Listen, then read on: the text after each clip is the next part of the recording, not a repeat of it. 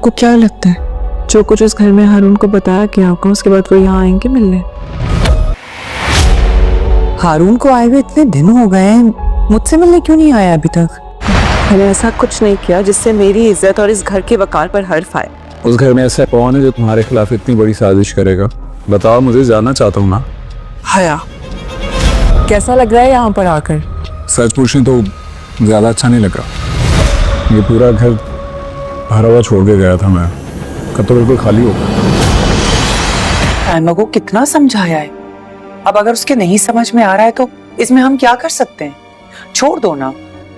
अम्मी जान का हुक्म है कि सायमा को मैं उसके घर ही रहने दूं। हाँ, अलबत्ता अगर वो लोग राब्ता करें तो फिर देखते हैं। नहीं अम्मी, नहीं छोड़ सकते। सायमा भाभी इतनी अक्लमंद नहीं है जितना वो खुद को समझती है। हम उन्हें अकेला नहीं छोड़ सकते। हेलो। अरे अरे, कैसा लगा मेरा सरप्राइज? बेटा तुम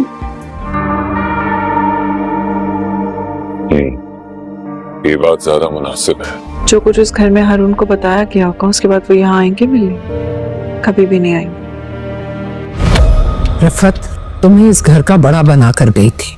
हारून का कसूर नहीं, उसको जो कुछ भी बताया गया उसको तो यकीन करना ही पड़ेगा ना। आपके जाने के बाद वो बिल्कुल बदल गई। इसका मतलब है कि उन लोगों ने हारून का दिल बुरा किया है हमारी तरफ से। क्या इस दिन के लिए जिम्मेदारी दी थी तुम्हें? इंसान आप ऐसे क्यों कह रही हैं?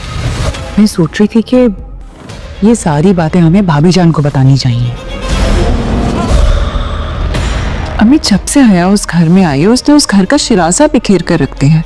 हारून अपने घर वापस तो आ गया है मगर अभी तक अपनी फूफो से मिलने उनके घर नहीं गया, क्योंकि उनको लगता है कि घर वालों में से जो हया है उसने आते ही हारून के कानों में भी वही जहर घोल दिया होगा जो तमाम घर वालों के कानों में घुल चुका है, और उसको भी रास्ते से हटाने के लिए कोई ना कोई चालें और साजिशें शुरू हो गई होंगी। फूफो जान को लगता है कि अगर हारून उनसे मिलने ना आया और इरम से मिलने ना आया तो जो वो सोच कर बैठी हुई हैं या इनका आपस में रिश्ता करने की तैयारियां चल रही हैं तो वो रिश्ता मुतासिर हो सकता है। तो इरम से जब फूफो जान ये बात करती हैं कि अब तक हारून मुझसे मिलने नहीं आया, तो इरम आगे से अपनी अम्मी को यही जवाब देती है कि भला हारून हमसे मिलने क्यों आएगा, क्योंकि उसको सारी बातें हया बता चुकी होगी जो कि उसने मुझे बदनाम करने के लिए कोई भी कसर नहीं छोड़ी थी, और वो बातें जब हारून को पता चलेंगी तो कोई भी शख्स मुझसे मिलने कैसे आ सकता है जब मुझ पर इतने इल्ज़ामात हैं। लेकिन हो सकता है कि ये इरम का वहम हो कि हया उसके हारून के आते ही उसके कानों में ऐसी बातें डालना शुरू कर देगी। हो सकता है कि हारून की अपनी मसरूफियात भी कुछ ऐसी हों या वो कुछ आराम करना चाहता हो, लेकिन हया जब हारून के आगे पीछे होना शुरू करेगी और खाने के टेबल पर बैठकर दोनों बातें करेंगे तो हया हारून के साथ अपने ताल्लुकात बेहतर कर बनाने की कोशिश ज़रूर करेगी और हारून से पूछेगी कि आपको वापस आकर कैसा लगा। लेकिन हारून आगे से ये जवाब देने वाला है कि मुझे सच पूछे तो बिल्कुल भी अच्छा नहीं लग रहा, क्योंकि यहाँ से जाते वक्त मैं भरा हुआ घर छोड़ कर गया था, लेकिन अब जब मैं वापस आया हूँ तो घर बिल्कुल खाली और सूना पड़ा हुआ है। तो हया के पास हारून की इस बात का जवाब नहीं होगा, क्योंकि हया तो घर को खाली करना ही चाहती है और हया तो हारून और उसके बाबा आदम का भी पत्ता काटना चाहती है, और वो सारी कोशिशें इसीलिए कर रही है कि रोहाम का अपना बिज़नेस हो जाए और मेरा अपना राज हो जाए पूरे घर पर।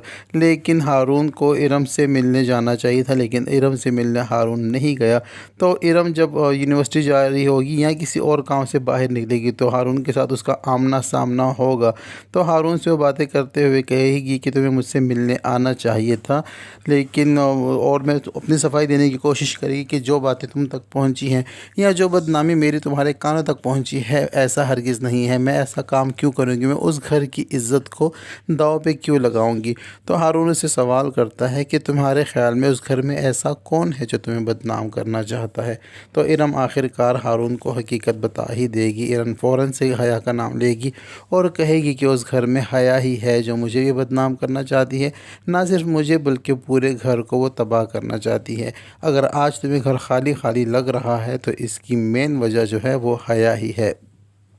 लेकिन हारून को इरम की इस बात का यकीन इतनी जल्दी नहीं आने वाला, क्योंकि हया ने पूरे घर वालों की आंखों पर जिस तरह पट्टी बांध रखी है और अपना अच्छाई वाला रूप पूरे घर वालों को दिखाया हुआ, इसी तरह वो हारून के सामने भी अच्छा बनने की कोशिश करती है और हारून को ये साबित करती है और उसको इस बात का यकीन दिलाती है कि हया ऊपर से जैसी दिख रही है वो वैसी ही है, वो सबकी हमदर्द है, सबका ख्याल रखती है और सबको बराबर टाइम देती है। लेकिन हारून को अभी उसकी हकीकत पता नहीं लगने वाली और इरम को लगता है कि हया ने सारा कुछ हारून को बता दिया होगा। अब आहिस्ता आहिस्ता इरम हारून के साथ रब्ता अपना कायम रखेगी और हारून को घर में होने वाले मसले मसाइल की सारी बातों की रिपोर्ट देगी और बताएगी कि क्या हुआ था और किस तरह ये घर खाली हुआ। उधर साइमा और ज़रार का मामला जो है वो भी बहुत ज़्यादा ख़तरनाक मोड़ पर आ पहुंचा है, क्योंकि साइमा ने फ़ैसला कर लिया है कि वो ज़रार से तलाक लेने वाली है।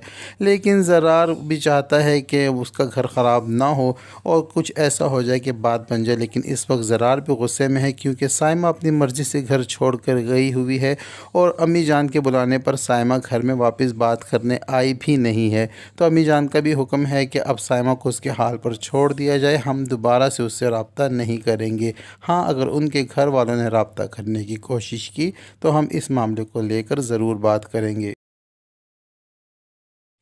लेकिन अम्मी जान ने तो फ़ैसला कर दिया है, लेकिन हया तो कुछ और ही चाहती है। हया अम्मी जान का फ़ैसला बदलने में उनको फिर से रास्ते से गुमराह करने की कोशिश करेंगी और साइमा के ख़िलाफ़ अजीब अजीब बातें, वो सारे इल्ज़ामात लगाएगी जो कभी साइमा ने किया ही नहीं है, क्योंकि हया तो यही घर छोड़कर जा चुकी है और हया का आधा काम तो आसान हो चुका है। लेकिन अब जबकि हारून इस घर में आ गया है और हारून की एंट्री हो गई है और ज़ाहिरी बात है जब हारून आया है तो अब हारून की शादी भी करवाई जाएगी और हारून की शादी तो इरम से ही होने वाली है। और अब इरम जो है इस घर में आएगी हारून की बीवी बनकर और वो आकर हया को टफ़ टाइम देगी और हया के सारे मंसूबों का नाकाम करेगी, क्योंकि अब तक जितना भी राज था हया अपनी मर्ज़ी से कर चुकी है।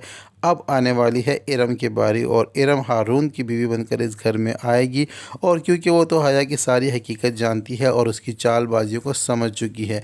लेकिन हया यहाँ पर भरपूर कोशिश करेगी, हारून को बदगुमान करने की कोशिश करेगी और उसे इरम के ख़िलाफ़ भड़काएगी और उसे कहेगी कि इरम अच्छी लड़की नहीं। यहाँ तक कि इरम की वो झूठी वीडियो जो हया के मोबाइल में है, हया हारून को वो वीडियो भी दिखाएगी और हारून को इरम के ख़िलाफ़ कर देगी और अब थोड़ी मुश्किलात आएंगी, लेकिन कर करा के इरम और हारून की शादी हो जाएगी, क्योंकि अगर ऐसा नहीं होगा तो ड्रामे की स्टोरी आगे कैसे बढ़ेगी।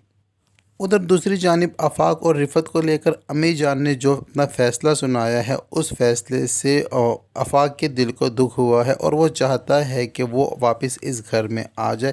लेकिन रिफ़त और सोनिया अब बिल्कुल भी नहीं चाहेंगी, क्योंकि वो जानती हैं कि अगर वो इस घर में दोबारा आ गई तो इस बार वो हया का सामना नहीं कर सकेंगी और ना ही हया को किसी भी मामले में हरा सकेंगी, क्योंकि अब तो अम्मी जान की हुकूमत फिर से कायम हो गई है और रिफ़त भाभी की वही अपनी पुरानी वाली पोजीशन होगी और हया यही जो है वो तो है ही चालबाज और किसी तरह अम्मी जान को अपनी बातों में फैला फुसला के अपनी तरफ कर देगी। और उनको सबसे बड़ा डर इस बात का है कि कहीं हया गुस्से में आकर अम्मी जान को सोनिया की वीडियो ना दिखा देगा और अगर अम्मी जान तक सोनिया की वीडियो पहुंच जाती है तो इरफत के पास देने के लिए कोई भी जवाब नहीं होगा, ना ही अपने शोहर को और ना ही अपनी सास को, और इस तरह सोनिया की भी बदनामी हो जाएगी और सोनिया की भी ज़िंदगी मुतासिर हो सकती है। लेकिन आफाक फिर भी इसरार करेगा और रिफ़त से कहेगा कि हमें अम्मी जान की खातिर, उनका दिल रखने की खातिर उस घर में वापस दोबारा जाना चाहिए। लेकिन रिफ़त बहुत ज़्यादा परेशान होगी, वो इन्हीं सोचों में होगी कि वो आफाक को ये बात समझाए तो समझाए कैसे कि वो उस घर में नहीं जाना चाहती। तो ये सब कुछ होने जा रहा है ड्रामा सीरियल हया के आने वाले एपिसोड में। अब तक के लिए इतना ही। वीडियो पसंद आए तो वीडियो को लाइक और चैनल को सब्सक्राइब करना हरगिज़ ना भूलें। मिलते हैं नेक्स्ट वीडियो के साथ।